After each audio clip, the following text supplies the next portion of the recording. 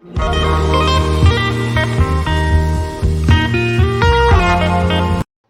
maybe not. It's not working. So welcome to another gorgeous day on planet Earth and another day of dose of Did You Know, where intriguing, inspiring, unique individuals come to talk love and life and how it has brought them to where they are today. With me is Mr. Jason in this gorgeous park, whatever state you're in. How are you today? I'm doing great. Thank you for having me. And today I'm in Tennessee. I'm in Marion County, Tennessee, just outside of Chattanooga. I was thinking Tennessee, like in my heart, but then I was like, oh, sometimes my heart doesn't actually connect with my brain, and there's like a malfunction that goes on. So I'm like, you better tell him. Before we get started, tell the world a little bit about who Jason is. Well, first of all, thank you for having me. I'm a Army veteran who served for 5 years. Then after that, I became a police canine handler, and I did that for about 10 years. Worked overseas in Iraq and Afghanistan as a dog handler as well. Then worked for the federal government for an additional 7 to 8 years. So there's about 28 years into my profession. And I started Project Canine Hero in 2016 because I wanted to make sure I was giving back to the police, canines, and military working dogs I've been working with throughout my career. And we help them with medical care and retirement, like a VA system for dogs. And when a dog leaves service, a lot of people don't know that there's no funding set aside for their medical care. And that's even if they're hurt in the line of duty. We've had dogs in the military get blown up in explosions and things like that. There's no funding for them once they're retired. So our national nonprofit, Project Canine Hero, helps take care of those. And we also help rehabilitate and rehome dogs who don't have a place to go when their service is up either. And that's at our facility here in Tennessee. We have 177 acres here in Marion County. And we are actively rehab and rehoming dogs to make sure they get the quality of retirement that they deserve once they've served our country. It is like I have two questions that I thought of that I've actually never asked you. The first one is, were you always a dog lover? I was, and most of my premise was I didn't even know there was a dog program, that you could do that growing up. When I grew up, I just knew I wanted to be a soldier because my grandfather had served in the Marines during the Korean War. My other grandfather was a Navy Seaman in World War II, and I just wanted to grow up and be a soldier. But once I got in the military, I learned about a working dog program, and obviously as a police officer, I learned about how to become a canine handler. And then once I started seeing how cool that was, I knew that was where I wanted to dedicate the rest of my career. This is, well, dogs are so much easier than people. They are, and they just love unconditionally. And these dogs that we serve, these police canines and military working dogs, they put their lives on the line without hesitation, without reservation. They'll go out and do their job.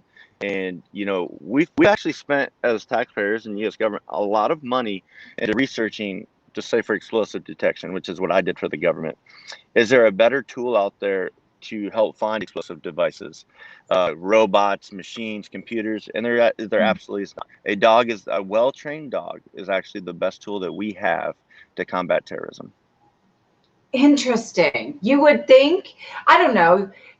Well, it's not interesting to me that it's like makes total sense to me because I am a God-loving woman. I'm like, well, duh, like God's not going to screw things up. He's going to make this hand in hand and be perfect. But with our society and evolution and things like that, you would think that we would try to kind of push out God-made things into more human-made things. And nope. Science has proven itself wrong. The dog is the best way. What do you think? What do you think makes it so that people can disconnect their heart to these dogs, to the dogs? And I feel that way because you say, like, after they're done, if they've been hurt, they're kind of like put out to pasture. Like, you wouldn't do that to a human. I mean, well, they kind of do to a human, but. I think the government and agencies they serve, state, local, and federal, they look at it as in the past they've looked at it as a tool. They looked at it as a resource, and it's my life's mission to change that way of thinking. We have a bill in Congress I've been working on the last couple of years called the Canine Hero Act. When I speak to congressional leaders and members of the Senate, they actually don't know that we as the government, military working dogs, or federal police canines don't have funding set aside for them. And I think it's just a matter of education, spreading awareness that, hey, there is a problem here. There is a disconnect. and let me be that resource that you help fix that. Let me show you what we can do. And through our organization, we have 139 program members in Project Canine Hero right now. About 70 are living today. We've got several in the ER right now. Paid a bill yesterday, $3,500 for Canine 10, who's in Virginia, who has a diabetic reaction right now. That handler's still on active duty in the Coast Guard. The Coast Guard isn't paying the $3,500, but our organization is, and we do that through donors, people who get on our website at projectcaninehero.org and donate. And it's my goal to bring those types of situations. I just do it. They happen every day in our organization. One's happening today, and bring those bring awareness to others that, hey, these dogs do have problems in retirement, just like soldiers do, whether it be injuries or things. But at least we have the VA, and it may not be the best program in the world, but it is at least a resource.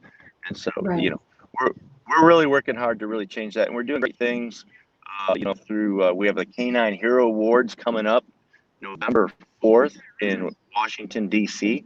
And the Canine Hero Awards is going to help us showcase 7 of the nation's top military working dogs, police canines, fire service, and search and rescue. And I think we're working with some major networks right now to have that broadcasted on TV. And I think when we show their stories and what they do for our communities and what they do for our country, it's really going to help bring some awareness as to why we need to make sure they're being taken care of in retirement. Yeah, it seems like it's kind of twofold. Yes, you definitely need the donation piece, right? Because you have to put that money forward. And then you have that legislation piece.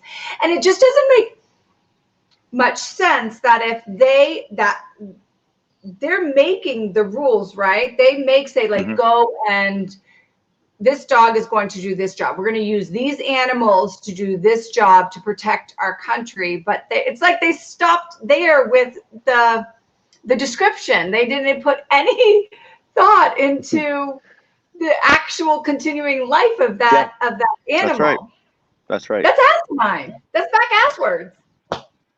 Well, that's why we exist. And, I quit my government job, where I could retire and have my benefits and have my retirement, my medical, so I could pursue my passion of this nonprofit. And, it's really paid off. I started in 2016. I didn't quit the government until 2017, right in the mid of my career. With no compensation to do so, just taking a risk on what I believe in and what I think is doing the right thing. And, I'm honored to have so many supporters and followers who believe in what we do. And if it wasn't for all those people getting on our website, following us on our social media, Project Canine Hero, which is on Facebook, Instagram, Twitter, all of those things, and being a good backing, we wouldn't be able to be out here and do what we're doing. Yeah, like, I don't know, can you talk about what you're actually doing right now while you're in that park, or is that something? Yeah, absolutely. No, absolutely. I had a meeting with the local sheriff here in Marion County. We're building a $5 to $10 million rehab rehoming facility. It's going to be one of the greatest that I know of in the nation, if not possibly the world. That's going to help take in these retired dogs. We're going to have adoption cabins there. And since we're building it here in Marion County, Tennessee, the Marion County Sheriff's Office doesn't have a police canine yet. And I'm working with them to get one donated for this area that's going to serve the community where our building's going to be.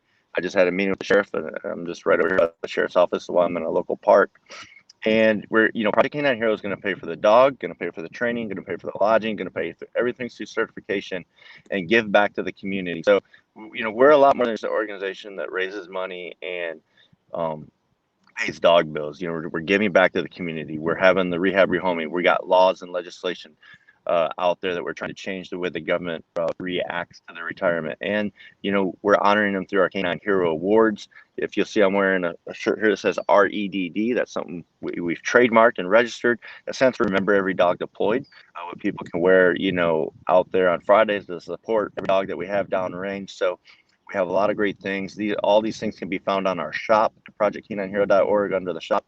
And it's just a way to give back and donate and get some pretty good swag out of it. And I know you've got some from some of our last meetings and things like that. Yeah. So, it's really good stuff.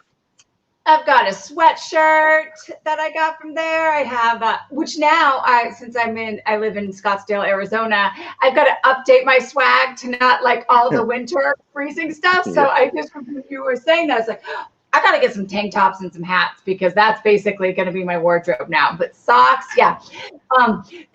Before I had met you, I had no idea. Like, yes, I know they're service animals, but I just assumed that they were taken care of, and it was, just ignorance on my part. No idea the actual ins and outs and what these dogs, I mean, some of the stories you've told me really pulls at your heart. I mean, especially when there are two, you have a dog and the owner connected, and then per se that person gets a change of orders or something and can't take the dog with them, or just their lifestyle doesn't allow them to have that dog taken into retirement. Like, I mean, that must break at that human's heart. And then what do you do if you weren't here? Like, what happens to these dogs normally without like Canine Project Canine Hero? What Well, one or two things are gonna happen. So, about 90% of the handlers or owners I'm finding do get to keep their dogs. But like you said, maybe it's a lifestyle. Maybe they got a small child at home, and the dog just is a little aggressive towards children and they can't have it. Maybe they're taking a job overseas. Maybe they're taking on a new role. Whatever the case may be, 10 to 15%, I would say, need a new home. And then we do get called to help with those cases. I'm going to Washington, D.C. on this weekend to work with one of the major federal police agencies there, who has a dog that has some aggressive issues and who has recently been involved with some unwarranted bites. And I'm gonna actually physically take that dog, bring it back here to our rehab rehoming facility in Tennessee. Dogs like that would have been euthanized if not, because they're not adoptable by the public. They're already biting their trainers there, and they're already having issues there. So those dogs would be euthanized. When it comes to the medical bills, as far as, let's say it's a soldier, it's a police officer, someone who adopted their dog but now has a $10,000 bill because it has lymphoma or lung cancer, and we see it all the time. One or two things will happen there. The dog will be put down because they can't afford to pay the medical bill, or that person will have to go into extreme personal financial debt, meaning they have to get out their personal credit card and put $5,000-$10,000 down on these surgeries. Anybody who has owned a dog before knows that that's about how much these surgeries can be. And they'll just have to do that. So we're here as a resource to raise money legally, tax deductible through our national 501c3. We're registered in all 50 states to solicit money. And then they can apply for services on our website at projectcaninehero.org. And then we pay those bills 100% directly to the vets or directly to the surgeon. We don't reimburse them. We call with our credit card and take care of it right there. Yeah, nice and easy and clean. Do you think, can dogs have like, I don't know, PTS, right? Like all of these things, like they're like this dog that you're going to in Washington. I'm just curious that they're trained for certain, but right, everybody, just like every human, the wiring in our brain and how we handle things is completely different per person. Somebody might think it's not a big deal and handle things fine. Another person, it breaks them. It breaks them emotionally and spiritually. Do you feel like dogs are kind of like that too? They have that? I think they can be. I think, every dog comes from different circumstances. We have military working dog Rosso at our facility. He served 10 Secret Service missions, protected the president of Japan, and did a terror overseas operation in Inherent Resolve as the Air Force Commendation Medal. He was going to be euthanized because he had bit a lot of people unwanted. He's angry. He's kind of like that salty veteran who just don't like to be around people. Don't come around me. I don't want anyone near me. He's good with me as his handler now.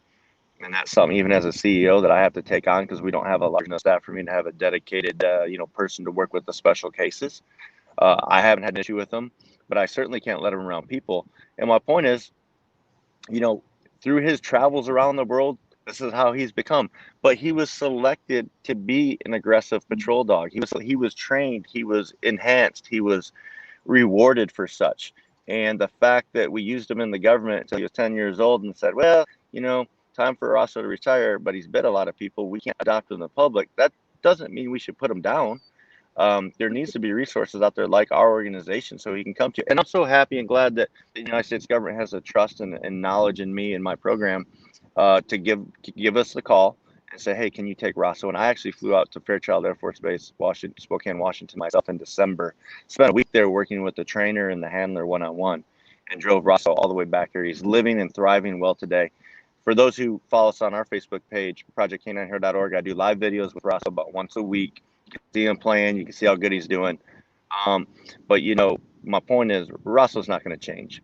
he's not going to all of a sudden start being real friendly with everybody. What I do is I learn all the triggers, and I know what upsets Russ. So being around other people, running vehicles, loud noises, generators, bicycles, anyone near me, and I remove every trigger out of his life. And I make it a positive environment where he's living. He's got a nice temporary, one of our condos out there while we're building our larger facility. And we make sure we don't engage with those things that make him upset. And in doing such, he's living in a great life. But in no way do I think I could ever change, and I wouldn't even try. You know, he's 11 years old. He's got a few years left. Let him live his life in retirement. But there's no making him some really nice teddy bear service. It's just not going to happen. Just not. Oh, I love that. Matt talks about how, I mean, your heart, you just see it for what it is.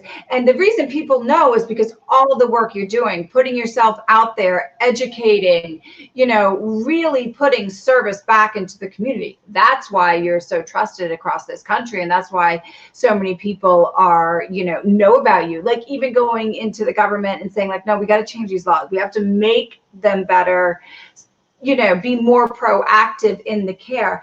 And then just knowing, like, you were just saying, knowing him for what it is. You created this. It was created. He was created to be amazing and do a great job at what he did. Now, don't like get pissed at him because he is exactly what he is. Let him Exactly. life. He's got a couple of years left. Let him like live it up the best he can. Yeah, that's what we do out here, and that's why, you know, for those who want to look more about our capital campaign, we're raising money for it now to build our permanent rehabilitation rehoming center. It's on our website at projectcanineHero.org.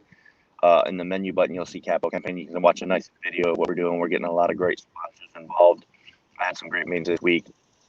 Some corporate entities looking to get involved. So, you know, we're bringing on a new board member, and the new board member's you know, job is to help us raise the funding for this $5 million facility here on 177 acres that has 6 buildings, adoption cabins, corporate headquarters, play areas, splash areas, things where these dogs can come out and have just an amazing retirement and not have to worry about getting themselves into legal trouble or trouble where they're going to bite somebody or any of that. They're just going to have a good life.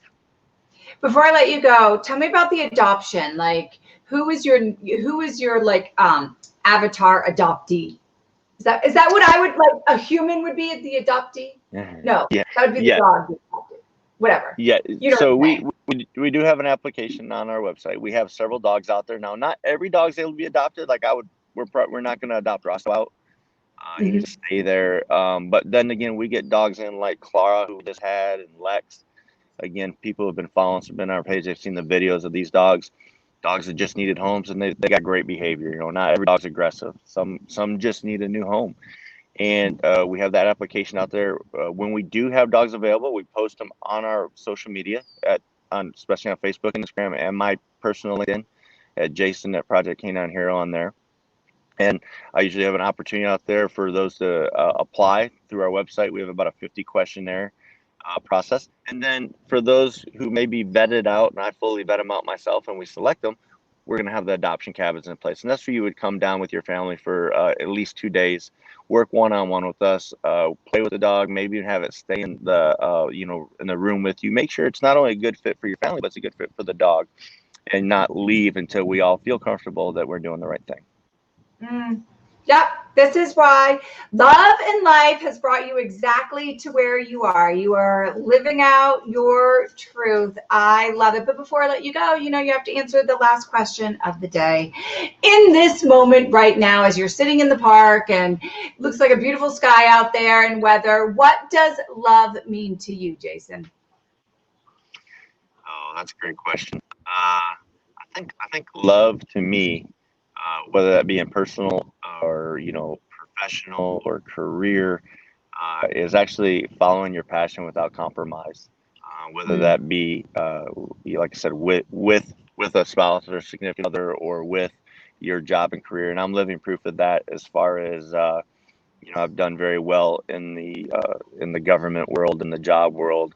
And, you know, I quit all of that and left all of that behind so I could follow my passion, my true passion, which is what we're doing here with Project Canine Hero.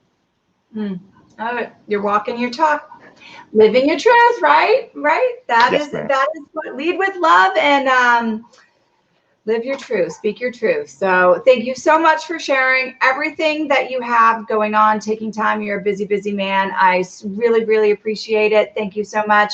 And to everybody else out there, remember, as always, love hard, love true, and love proactive. Until next time, take care.